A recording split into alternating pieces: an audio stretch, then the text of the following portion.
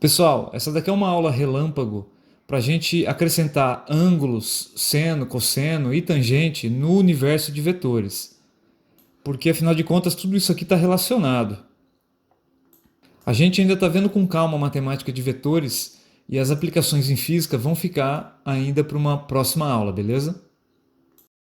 E o título da aula hoje é Projeção de Vetores. As projeções de um vetor são os comprimentos das coordenadas x e y desse vetor. A gente também se refere a essas projeções como as sombras do vetor, tanto projetadas no chão quanto na parede. Quando o vetor é desenhado num quadriculado de fundo, como esse aí, fica fácil a gente descobrir os comprimentos de cada projeção, é só contar quadradinhos. E essa foi a abordagem da aula passada. Mas quando a gente não tem esse parâmetro de fundo, fica difícil fazer esse tipo de medida. Só se você pegar a régua e for ali medir de fato o comprimento do vetor. Não dá nem para a gente aplicar o teorema de Pitágoras, porque está faltando informação. Beleza? Esse processo de desenhar o quadriculado no fundo é o processo ideal, mas nem sempre é possível. E é por isso que a gente vai usar uma estratégia bem antiga para fazer esse tipo de medida. Além do módulo do vetor, que é o comprimento da seta, a gente também precisa conhecer o ângulo θ que o vetor faz com algum eixo coordenado. No caso aqui a gente vai usar o eixo x. O comprimento ou módulo da projeção x, que a gente vai chamar de AX, pode ser calculada como o módulo do vetor A vezes o cosseno do ângulo θ. E o comprimento ou módulo da projeção y do vetor, que a gente vai chamar de AY, pode ser calculada como o módulo do vetor vezes o seno do ângulo θ. E essas relações são bem antigas, né? Perceba que as projeções e o vetor formam um triângulo retângulo. De tal maneira que, para eu calcular o cosseno de θ, eu vou pegar o cateto adjacente a θ e dividir pela hipotenusa. Que quando eu isolar a x, eu vou ter exatamente essa fórmula aqui em cima. Se eu determinar o seno de θ, nesse triângulo, o seno do ângulo θ é o cateto oposto ao ângulo dividido pela hipotenusa. Que quando eu isolar a y, eu vou ter justamente a fórmula de baixo. Legal? Bom, dito isso, para terminar, a gente pode escrever o vetor A na notação x chapéu e y chapéu. A gente sabe que a componente x do vetor é o comprimento da sombra AX e a componente y do vetor é o comprimento da sombra AY do vetor. Cada qual agora é calculado como A cosseno de θ e A seno θ. Em resumo, é essa notação que a gente tem. Isso não é difícil, tem aplicações muito poderosas que a gente vai ver nas próximas aulas. Então, para fixar as ideias, vamos fazer 3 exercícios, começando por esse aqui. Calcule o módulo das projeções do vetor A em cada caso, sabendo que o módulo de A é igual a 20 centímetros. Esse aqui é o símbolo de módulo. É o símbolo do vetor entre barras. Então, como primeiro caso, está aqui o vetor A, o ângulo entre ele e o eixo x é 20 graus, então a gente pode aplicar a fórmula que a gente acabou de ver agora bem direto. O vetor A projeta no eixo x esta sombra aqui, e projeta no eixo y essa sombra aqui. Essas sombras são vetores, então eu posso usar a notação de vetor nesses símbolos. E para encontrar o módulo de AX, eu vou usar o módulo de A vezes o cosseno do ângulo entre o vetor e o eixo x, que no caso aqui é 20 graus. E para encontrar AY, eu vou usar o módulo do vetor A multiplicado pelo seno do ângulo, do mesmo ângulo, né, entre o vetor e o eixo x. Então a coordenada x vai ser o módulo de A, 20 centímetros, vezes o cosseno de 20 graus, que é aproximadamente 0,94. Essa multiplicação vai dar 18,8 centímetros. É o comprimento dessa sombra aqui projetada no chão. Legal? E o comprimento y é o módulo do vetor 20 vezes o seno de 20 graus, que é igual a aproximadamente 0,34. Se eu fizer esse produto, eu vou ter 6,8 centímetros. Legal? Essa figura não está exatamente em escala, porque a sombra projetada no chão é quase 3 vezes maior do que a sombra projetada na parede. Isso porque o ângulo de 20 graus é muito pequeno. Vamos pegar um outro exemplo aqui. É o mesmo vetor, o comprimento dele é 20 centímetros, só que o ângulo que ele forma com o eixo x é igual a 45 graus. Eu tenho a minha projeção AX aqui, eu tenho a minha projeção AY aqui, e aqui de novo a x é igual a cosseno do ângulo, 45 graus, a y é igual a vezes o seno do ângulo, 45 graus. Esse é o único caso em que as sombras têm o mesmo comprimento, que é quando a inclinação do vetor é igual a 45 graus. Outro exemplo importante, está aqui o ângulo com o eixo x igual a 90 graus. Aqui você nem precisa fazer conta, porque você perceba que não existe sombra projetada em x, então a coordenada x possui sombra igual a zero. E a projeção do vetor no eixo y é o próprio vetor. Então o comprimento daquela sombra é 20 centímetros. Esse é o resultado que a gente obtém caso a gente calcule o cosseno de 90 graus, que é igual a zero, e o seno de 90 graus, que é igual a 1. Bacana? Muito fácil. E o último caso é quando a gente tem um ângulo maior que 90 graus. A projeção em y continua sendo alguma coisa aqui, mas a projeção em x vai apontar no sentido oposto à orientação, essa coordenada x. Como se tratam de coordenadas, a coordenada x apontando contrário à orientação, ela tem que ser negativa. Então, usando a fórmula, ax é igual a vezes o cosseno de 120 graus e a y é igual a vezes o seno de 120 graus.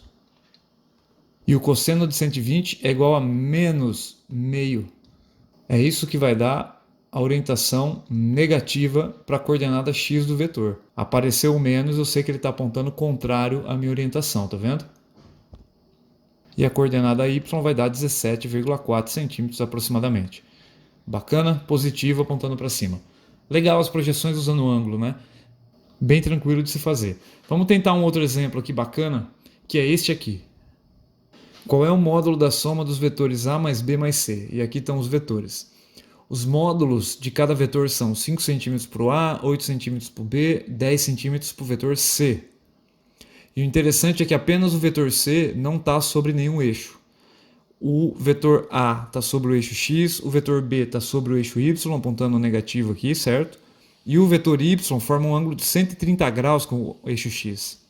Se a gente tivesse o nosso quadriculado de fundo aqui, ficaria fácil, porque a gente usa a técnica gráfica para fazer a conta, né? Vamos recortar aqui o vetor A, sei lá, mais ou menos aqui, colar aqui no final dele o vetor B, é um cara um pouco maior, e no final do B a gente cola o vetor C, que é alguém mais ou menos assim. Olha que desenho lindo. Faça sempre esse tipo de esboço nesses problemas para você ter uma ideia de onde vai apontar, para onde vai apontar a resultante. Aqui no caso a minha resultante vai apontar para cá. É esse vetor pequeno aqui, ó. Esse é o vetor resposta que eu estou procurando. Eu quero o módulo dele. E fazendo esse diagrama, eu já vou ter uma noção de que o vetor R ele vai ter uma componente negativa no eixo Y, vamos chamar de RY, e uma componente negativa no eixo X, vamos chamar de RX. Bacana? Então como é que eu vou fazer isso? Deixa eu apagar isso aqui. Vamos projetar apenas o vetor C, que é o cara que não está sobre nenhum eixo. Vamos encontrar as projeções dele tanto em Y, vamos chamar de CY, quanto em X, vamos chamar de CX. CY é igual ao módulo de C vezes o seno do ângulo, 130 graus, e CX é o módulo de C vezes o cosseno de 130 graus. Que medem 7,66 em Y e menos 6,43 em X. Dito isso, galera, eu posso redesenhar todo esse esquema representando apenas as sombras do vetor C. Eu não preciso mais do vetor C.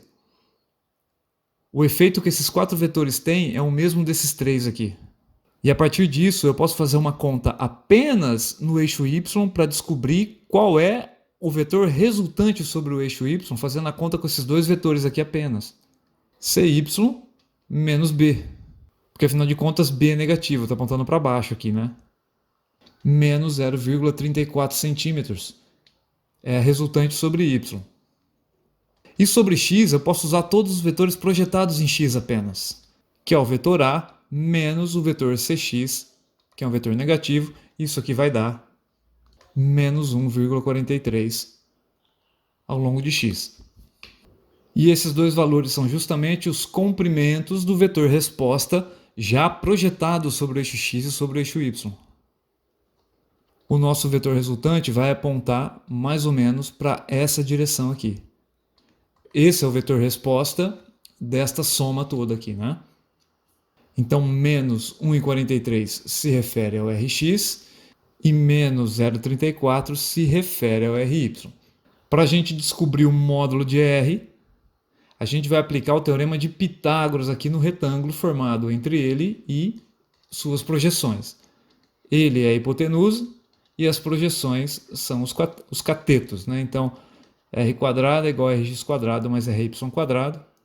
Então, a gente vai ter menos 1,43 ao quadrado, menos 0,34 ao quadrado, 2,1605 centímetros. Legal?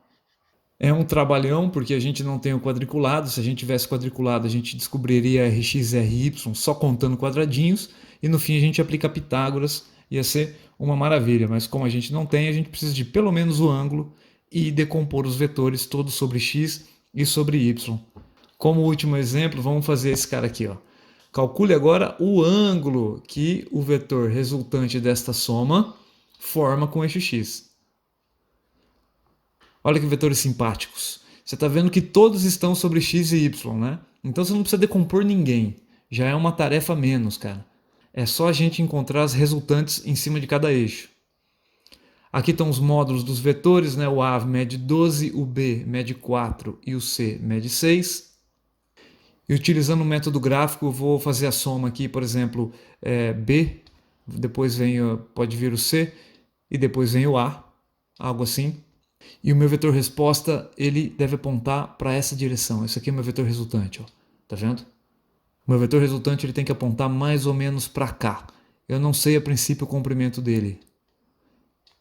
Mas o que o exercício está me pedindo é o ângulo que esse vetor vai formar com o eixo x. É θ que eu preciso descobrir.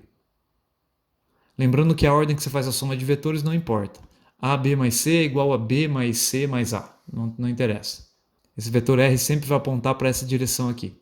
E quando você descobre o ângulo θ, você também está descobrindo a direção e o sentido do vetor, que são duas informações importantíssimas. Então eu vou redesenhar aqui o eixo Y e o eixo X, vou fazer tudo à mão mesmo. E eu preciso encontrar a componente Rx desse vetor e a componente Ry desse vetor. E não é difícil, olha só Ry. Para eu encontrar Ry, vou fazer uma subtração de vetor entre A e B, tá vendo aqui? Então A mede 12, o B mede 4, então 12 menos 4 vai dar 8. Ou seja, o comprimento Ry é igual a 8 centímetros. E no eixo X só tem o vetor C. Então Rx é igual ao vetor C. Olha que fácil. Então o módulo de Rx é o mesmo comprimento do vetor C, 6 centímetros. Aqui está o meu vetor R. Legal, olha que triângulo bem desenhado. Eu vou redesenhar tudo aqui na forma do triângulo retângulo que a gente já está acostumado. Então Rx, Ry e o vetor resposta. O exercício não pediu o módulo dele. A gente quer encontrar este ângulo aqui, cara. Ângulo θ. Aqui está meu ângulo reto. Esse cateto aqui mede 6 centímetros. Esse cateto aqui mede 8 centímetros. Para eu encontrar esse ângulo, existe uma relação trigonométrica que envolve tanto o cateto oposto quanto o cateto adjacente ao mesmo tempo, que é a tangente do ângulo θ, cara. A tangente do ângulo θ é o cateto oposto dividido pelo cateto adjacente. Qual é o ângulo θ cuja tangente é 8 dividido por 6? Você vai ter que usar na sua calculadora uma função chamada tangente menos 1. Que é assim que a gente escreve, olha só. Se você jogar certo na sua calculadora, você vai encontrar o ângulo de 53,13 graus, cara. Bacana? Só para constar, o módulo desse vetor é igual a 10. Então, determinando o módulo e determinando esse ângulo que o vetor faz com o eixo x, você acabou de determinar o módulo, a direção e o sentido do vetor. E você sabe exatamente para onde aponta a resultante desta soma. Legal? Então, um abraço a todos. Essa foi a aula relâmpago. Falou!